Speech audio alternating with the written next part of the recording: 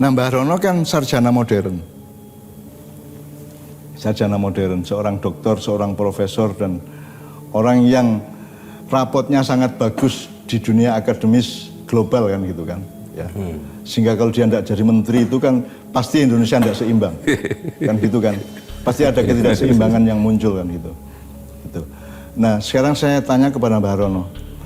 Mbah Rono sendiri bagaimana memahami keseimbangan antara akal pikiran dengan hati nurani, Pak? Jadi misalnya Mbah Rono ngelihat Merapi, Mbah Rono merasakan atmosfer, Mbah Rono merasakan ada lahar, Mbah Rono dimintai pertimbangan mengenai ada anak SAR yang kecemplung ke dalam kawah dan seterusnya. Itu kan Mbah Rono kemudian harus mengelaborasi, harus melakukan satu putaran sistem pengetahuan sedemikian rupa sehingga memberi rekomendasi kepada komandan SAR kan gitu kan. Nah itu Mbah Rono melihatnya kalau sarjana modern tok itu kan di sini tok, Pak. Jadi gini Mas, tak potong dulu Mas. Kalau dalam pemahaman saya soal Mbah Rono itu yang berkaitan dengan Merapi misalnya ya, yang saya buktikan berkali-kali itu Mas. Jadi mohon maaf kalau saya sampai menyebut salah satu lembaga. Jadi kalau BPTKG dia melakukan komunikasi dengan Gunung Merapi itu dengan teknologi Mas. Dengan perlengkapan teknologi. Nah kalau Mbah Rono itu saya melihat dan merasakan, membuktikan Mbah Rono itu berkomunikasi dengan Merapi itu tidak sekedar dengan perlengkapan teknologi, tapi selebihnya dengan hati. Nah ini yang sulit dipahami oleh apa ya, mungkin para karyawan BPTKG atau gimana. Cuma kalau saya ngomong seperti ini, Nyon Sewu Mbah Rono itu kan tipologinya kan tidak mau dikontestasikan dengan siapapun itu. Tidak mau dibenturkan. Enggak. Beliau memang tidak begitu itu Mas. Tapi dari pemahaman beliau mengenai Merapi, karena dengan hati itu tadi, sampai hari ini memberikan saran kepada saya sebagai komandan SAR, nggak pernah meleset. Tidak pernah meleset. Misalnya yang terakhir, Mbah Rono ingat apa tidak? Jadi begini,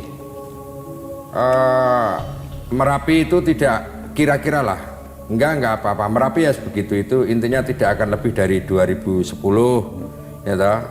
Enggak akan lebih dari 2010. Tapi hati-hati masalah banjir. Lah kok pagi harinya 12 truk kebanjiran. Nah itu tidak mungkin dengan teknologi. Kintir di sungai. Kebanjiran Mas. Jadi dia pas pasir, mau muat pasir di tengah sungai, akhirnya ada banjir tiba-tiba. Nah 12 atau berapa truk itu Mas. Nah salah satu contohnya itu bukti bahwa Mbah Rono itu memang dengan hati. Suatu hari lagi, satu yang paling aja lah, beberapa lembaga yang terkait bekerja sama dengan kelurahan di Cangkringan sana itu bersama-sama melakukan kenduri pagi hari Mas. Intinya kenduri itu adalah berdoa karena terima kasih dan mereka mau pergi dari pengungsi, pulang ke rumah, pergi dari pengungsian. Nah saya itu 2 hari 3 hari sebelumnya sudah dapat telepon dari Mbah Rono, WA dari Mbah Rono. Hati-hati teman-teman, ini gini-gini. Mbah Rono mungkin sudah tidak ingat. Tapi jangan woro-woro. Jangan woro-woro gitu loh Mas. Jadi saya juga diem Mas. Cuma saya ngomong gini sama ada anggota SAR. Piketnya piye? Gitu loh, hanya begitu aja. Karena saya ketika tanya piketnya bagaimana, itu teman-teman apresiasinya sudah ngalor ngidur. Karena apa? Di belakang saya mereka itu tahu Mbah Rono. Maaf, bukan BPTKG. Kalau saya mau jelaskan Mas, jadi mereka sudah menari-nari kemana? Terus kemudian siap semuanya gitu Mas. Yang terjadi apa? Setelah kenduri pagi hari Mas, mereka pulang. Sore harinya setelah di rumah ya, sore harinya BPTKG memerintahkan mereka ngungsi lagi ya. Piye kuwi? Aku terus nesu karo lurahe. Oke, jadi kesimpulannya kan gitu Mbah Rono. Ini kan sudah bukti. Dan saya tidak bilang bakalan akan terjadi apa-apa, tapi ojo rame. Ojo rame. Nah ini yang menurut saya Mbah Rono ki piye? Saya bingung kadang-kadang. Mbok kudune silahkan rame gitu loh, Mas. Kesimpulannya Mbah Rono itu mengetahui suatu informasi kemudian disampaikan kepada SAR.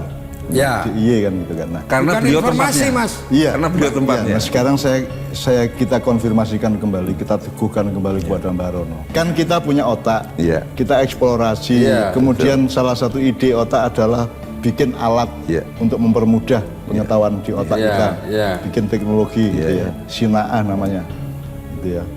Terus, tapi kan teknologi belum tentu lebih canggih daripada Hati. kepada hati manusia. Apalagi hatinya Mbak Rono. Ya, makanya sekarang saya ingin tanyakan kepada Mbak Rono sebenarnya bagaimana mekanisme antara pengetahuan teknologi dengan perasaan atau hatinya Mas Rono itu bagaimana? Begini Janun, kalau saya berjawab begini, kalau mencari ilmu dan ilmu itu hanya untuk supaya saya lebih dari yang lain, untuk mencari keuntungan dan keenakan diri saya, itu tidak akan ada selesai. Jadi Mbak Rono itu cari ilmu tidak untuk memperpintar Tidak ada beliau selesai. sendiri ya Mas? Kalau saya ingin itu, saya tinggal di Perancis karena profesor saya minta sama saya, jangan pulang. Kamu tahu beasiswanya bukan dari Indonesia, tapi dari pemerintah Perancis. Bantu saya. Loh, saya datang ke sini cari ilmu untuk masyarakat saya. Kalau pakai bahasa umum, Mbak Rono tidak mikir karier pribadinya. Enggak. Seluruh Berbakti yang beliau kepada kerjakan dalam hidupnya itu kan untuk mendharma baktikan kepada kemanusiaan, kan gitu kan. Kira-kira kan gitu kan. Jadi gini Pak Janun, kalau ilmu pengetahuan yang kita miliki hanya untuk supaya kita supaya kita menonjol, apalagi ilmu pengetahuan itu membuat sesuatu menjadi resah. Untuk apa kita mencari ilmu, Jan? Aduh. Untuk apa? Baik banget. Ilmu itu.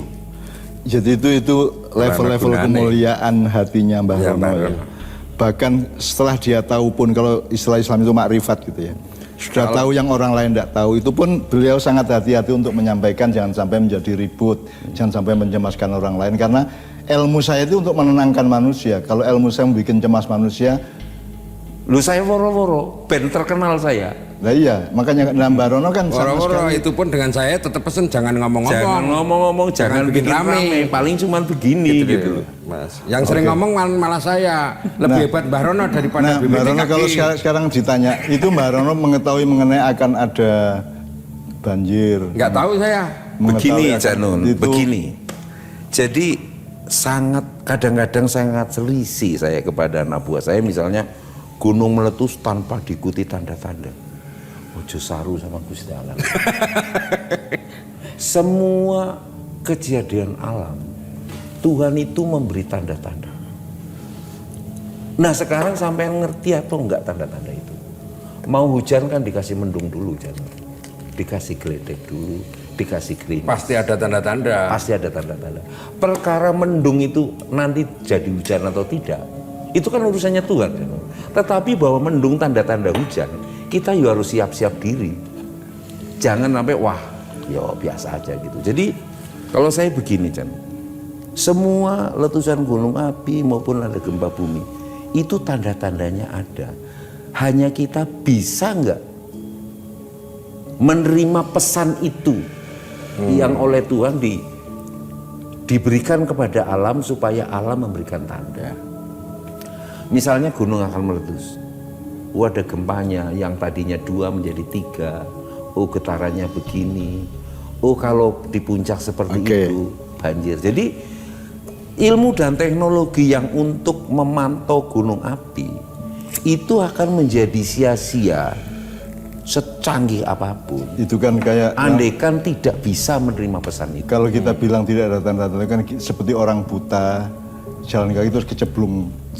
Terus dia bilang kok orang tondo-tondo arep ono kalen tau kan gitu kan. Jadi kan masalahnya kan kelemahan atau ketidakterlatihan hati kita, pikiran kita, termasuk mungkin teknologi kita untuk menangkap tanda-tanda. Karena tidak punya kemuliaan hati mau. Ya, makanya kita harus belajar dan meneguhkan kepada beliau ya. Sebenarnya kalau Tuhan sendiri kan selalu mengatakan bahwa saya menciptakan alam semesta selama 6 hari. Yang saya tangkap dari 6 hari itu adalah ada tahapan-tahapan. Sebagaimana sebelum hujan ada mendung, ada udara menjadi panas dan seterusnya itu ya. Itu kan tahap-tahap 6 hari tadi itu. Jadi Mbak Rono bilang ojo ngawur sama Tuhan seolah Tuhan nggak beri tanda, bahwa Tuhan itu selalu ada 6 tahap yang diberikan oleh Tuhan atas setiap yang akan terjadi, yang Dia takdirkan. Cuman masalahnya kita yang enggak punya kepekaan dan enggak belajar. Makanya kan selama ini kan gini, Baron ini mohon maaf kalau saya agak melebar ke agama ya. Selama ini kan misalnya kalau Nabi itu punya wahyu, dapat wahyu dari Tuhan. Kalau wali dapat karomah. Ya. Terus nanti di bawahnya ada level-level lagi, kalau kita semuanya dapat ilham.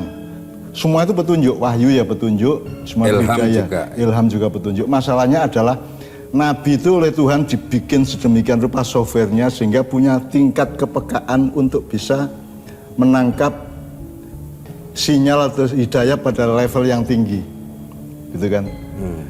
Jadi sebenarnya itu dikasih ke semua, cuman yang bisa nangkap cuma Nabi atau wali atau siapa gitu ya. Nah, jadi kewajiban manusia sebenarnya, kewajiban sekolah sebenarnya adalah meningkatkan kepekaan batin, meningkatkan kepekaan integritas dia terhadap dialektika dengan alam semesta dan Tuhan, kan begitu sebenarnya kan. Seharusnya gitu.